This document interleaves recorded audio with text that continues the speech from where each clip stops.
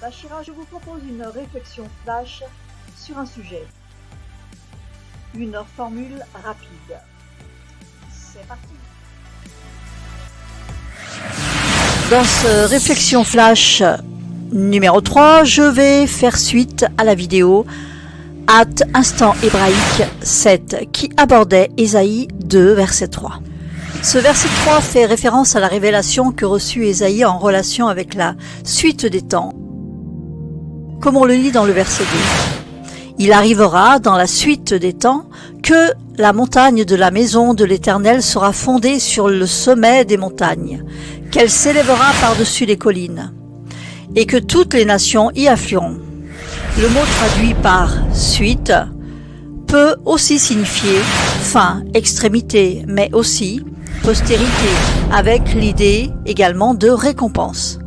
La fin, la suite, l'extrémité des temps dont parle Ésaïe 2.2 parle de ce qui a commencé avec l'ère du taureau, qui va connaître sa pleine gloire à l'ère du Verseau, car le taureau, à ce moment-là, se retrouve alors dans sa puissance, étant au solstice d'été, au temps du jour le plus long, au temps du soleil qui rayonne avec puissance, ce qui donne vie et lumière.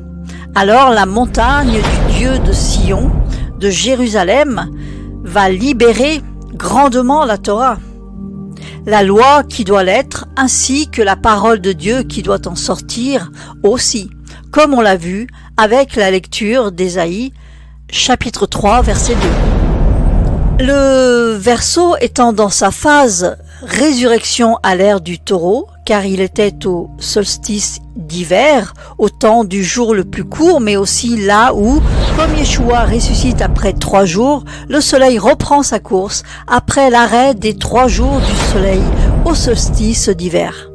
Le soleil du Verseau reprend la sienne pour sortir à l'équinoxe du printemps, qui est la période qui s'approche à grands pas et qui va voir la force du taureau paraître, avec cette foi du Dieu d'Abraham, d'Isaac et de Jacob.